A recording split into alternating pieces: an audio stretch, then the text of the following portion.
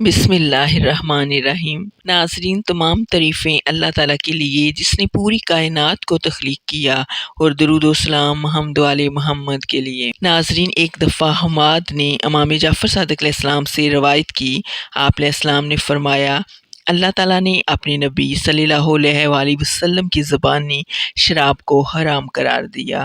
اگر شرابی اپنے لیے رشتہ طلب کرے تو اسے رشتہ نہیں دینا چاہیے اور اس کی بات کی تصدیق نہیں کرنی چاہیے۔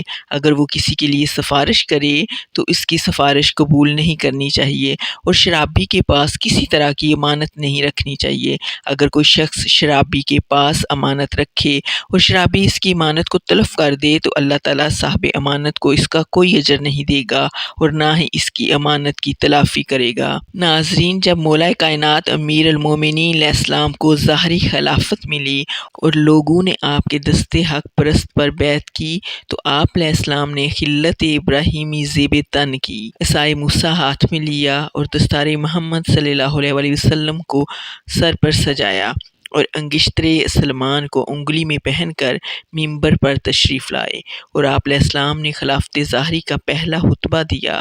پھر آپ علیہ السلام نے فرمایا، تم نے جو کچھ پوچھنا ہو مجھ سے پوچھ لو قبل اس کے کہ تم مجھے کھو دو۔ آپ علیہ السلام کا یہ اعلان سن کر ایک شخص نے سوال کیا، آپ علیہ السلام نے جواب دیا۔ پھر آپ علیہ السلام نے دوبارہ یہی اعلان کیا تو اشت بن قیس نے آپ علیہ السلام سے پوچھا، یہ بتائیں کہ مجوسی نہ تو اہل کتاب ہیں اور نہ ہی مجوسیوں میں کوئی نبی مبعوث ہوا، اس کے باوجود آپ علیہ السلام مجوس سے جزیہ کیوں لیتے ہیں؟ آپ علیہ السلام نے فرمایا، اللہ عز و جل نے مجوس میں ایک نبی بھیجا اور اس پر کتاب نازل فرمائی۔ اس زمانے میں مجوسیوں کا ایک بادشاہ جو کہ بلا نوش تھا، ایک رات اس نے شراب پی اور ہوش و حواس سے بیگانہ ہوا تو اس نے اپنی بیٹی کے ساتھ زنا کیا۔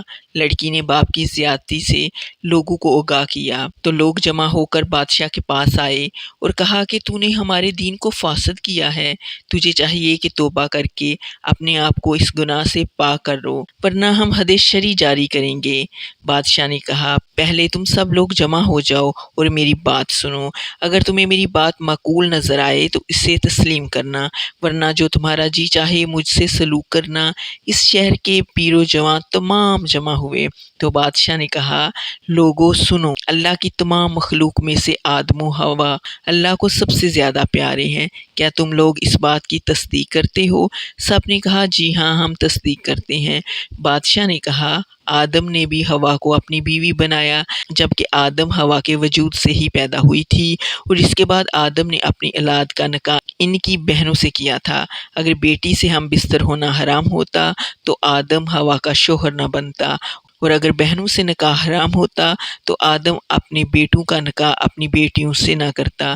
یہ بات سن کر سب لوگ مطمئن ہو گئے اور انہوں نے پھر محرمات سے نکاح شروع کر دیے۔ ان کے اس عمل کی وجہ سے اللہ تعالیٰ نے ان کے سینوں سے علم محو فرما دیا اور ان کے درمیان سے اپنی کتاب اٹھا لی۔ یہ لوگ کافر ہیں، بغیر حساب کے دوزخ میں جائیں گے، لیکن منافق ان سے بھی بدتر ہے۔